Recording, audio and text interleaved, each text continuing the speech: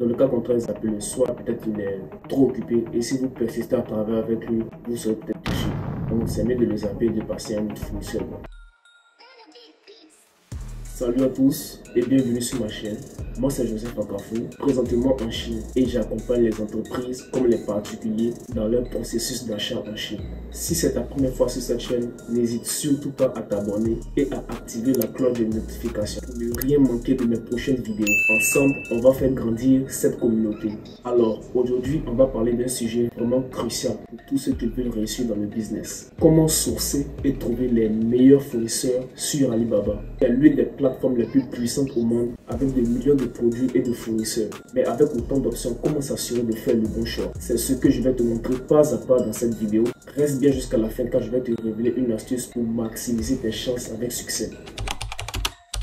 L'importance de bien choisir son fournisseur. Choisir son fournisseur, c'est comme choisir un partenaire pour la vie. Ce fournisseur, c'est la personne qui va t'aider à te développer dans ton business en t'offrant des produits de qualité sur le long terme. Alors, une bonne relation avec un fournisseur fiable, c'est l'une des clés dans le succès du business de l'import-export, de l'e-commerce et de l'Amazon FBA. Je vais maintenant te montrer comment trouver ce partenaire idéal sur Alibaba. Avant de commencer la recherche, il est important d'avoir une idée bien définie sur le produit que vous cherchez, avoir assez d'informations concernant le produit. En gros, avoir une idée claire du produit que vous recherchez. Alors, prenons un cas pratique rapidement sur mon ordinateur. Alors, je vais vous montrer en direct comment faire la recherche de produits sur Alibaba. On est maintenant sur mon écran. Il existe plusieurs façons de faire la recherche sur Alibaba. Tout d'abord, tu peux effectuer une recherche par image. Donc, comme ceci, vous allez aller sur Alibaba. Vous venez ici sur l'icône de caméra. Vous cliquez là-dessus et puis vous allez importer une image. L'image de votre produit en question. Pour cet exemple, on va choisir ce mixeur-ci. Voilà, on va l'importer dans Alibaba. Voilà, vous voyez, plein de richesses s'affichent immédiatement. Plein de mixeurs, comme vous pouvez le voir, de tout genre. Voilà. Donc, la première richesse, c'est simple. Vous vous assurez d'avoir une image du produit en question. Vous vous rendez sur Alibaba, comme on l'a fait là. Voilà. Sur l'icône de caméra, vous cliquez là-dessus et vous importez l'image en question, comme on vient de le faire. Voilà. Voici plein de recherches qui s'affichent déjà. Ensuite, l'autre façon de faire la recherche de produits, c'est en utilisant les mots-clés. Alors, on va prendre ce cas-ci, le mixeur là. On refait la même chose, on repart sur Alibaba. On vient dans la barre de recherche et puis on tape mixeur professionnel portable. On fait la recherche. Voilà. Et on encore sur assez de variétés de mixeurs.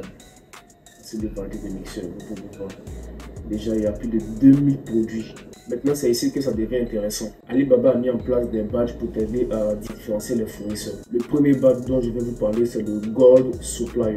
Ce badge, il est attribué aux fournisseurs qui ont payé pour un abonnement premium sur Alibaba. Cela signifie qu'ils ont un certain engagement sur la plateforme et ont passé des contrôles de base pour pouvoir légitimiser leur business sur Alibaba. Mais il faut faire attention parce que ce badge à lui seul ne garantit en rien que ce fournisseur est parfait. C'est un bon point de départ, mais il faut aller encore plus loin. Ensuite, il y a le badge Verified Supplier. Ce badge-là indique que le fournisseur a été vérifié par une société. Cette société-là vérifie les installations du fournisseur, leur capacité de production et la qualité de leurs produits. Un bon fournisseur avec ce badge a été inspecté par Alibaba physiquement et certifié pour ses pratiques commerciales.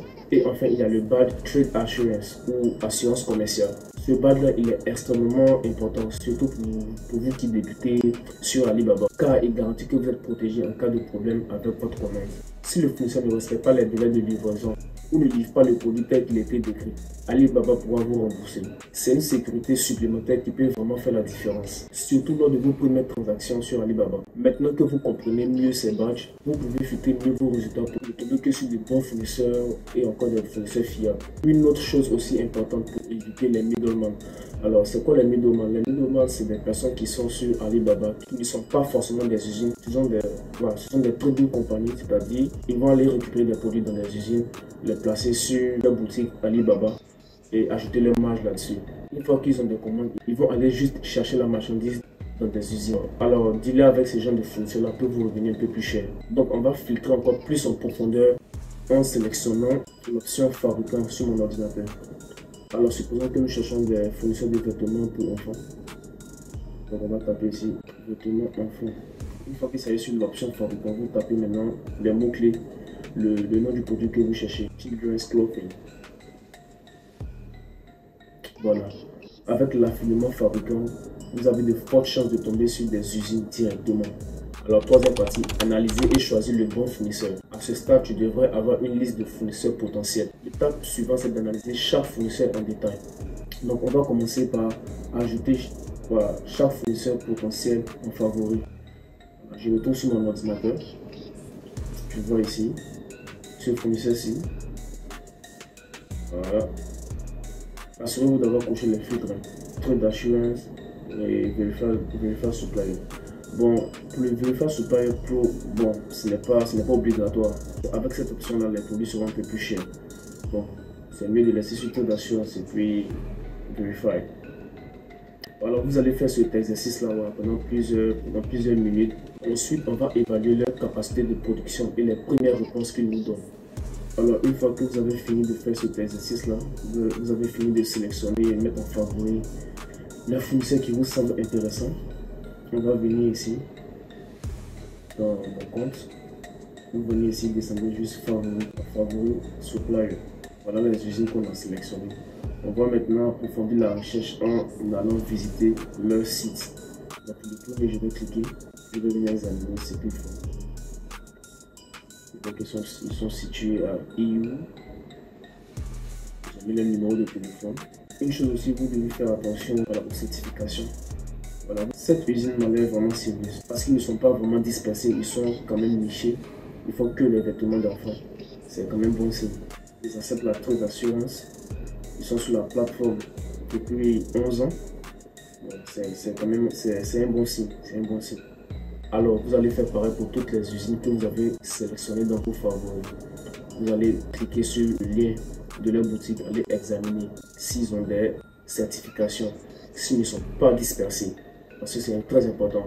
Mais moi, je vous conseille de ne pas vraiment traiter avec des usines qui sont vraiment dispersées. S'ils sont beaucoup dispersés, c'est-à-dire si vous partez sur leur site et que vous voyez, au lieu de fabriquer peut-être des habits pour enfants, en plus de cela, ils font des ventilateurs, des téléphones portables. Sachez que ce n'est pas une usine, c'est une trading compagnie. Ils vont juste aller prendre des produits dans différentes usines, les mettre sur leur boutique et vous les vendre. Alors c'est encore mieux de sélectionner une usine qui est nichée, qui fabrique la même chose, c'est-à-dire pour les habits d'enfants, ils font que des habits d'enfants. Ou même s'ils font des habits d'enfants, ils font peut-être des habits d'hommes ou de femmes. Mais il faut que ça soit, en gros, il faut que ça soit niché. Une fois que vous avez sélectionné un fournisseur ou l'usine avec laquelle vous allez travailler, vous allez maintenant les contacter. Pour les contacter, c'est simple.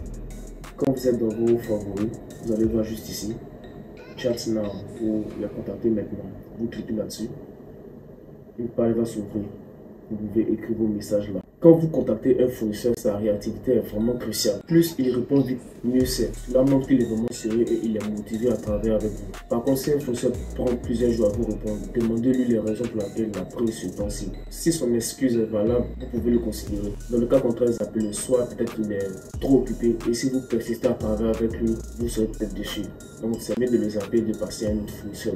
N'oublie pas de t'abonner à la chaîne si cela n'est pas encore fait. De lâcher un pouce bleu, ça me motive et ça me permet de faire d'autres vidéos. Donc les gars, n'hésitez pas, lâchez un pouce bleu, abonnez-vous. Enfin, avant de prendre une décision finale, demandez un échantillon. Envoie une liste détaillée des composants et des spécifications de ton produit à chaque fournisseur. Cela va te permettre d'évaluer la qualité du produit avant de passer une grosse commande. Voilà, maintenant vous savez comment trouver des fournisseurs fiables sur Alibaba pour vos business. Mais avant de terminer, je vais vous donner une astuce supplémentaire qui pourrait faire la différence. Lors de la commande des échantillons, n'hésite pas à demander des variations ou des améliorations spécifiques à ton produit. Cela montre au fournisseur que tu es sérieux et que tu veux créer quelque chose d'unique. En plus, cela te donne une idée de la flexibilité et de la capacité d'innovation du fournisseur. Cette astuce-là m'a aidé à obtenir des produits de meilleure qualité tout en construisant des relations plus solides avec mes fournisseurs. Alors j'espère que tu as trouvé cette vidéo utile. Si c'est le cas, abonne-toi pour ne rien rater de mes prochaines vidéos et laisse-moi un commentaire. Merci d'avoir regardé jusqu'au bout. On a très bientôt. C'était Joseph Akafo.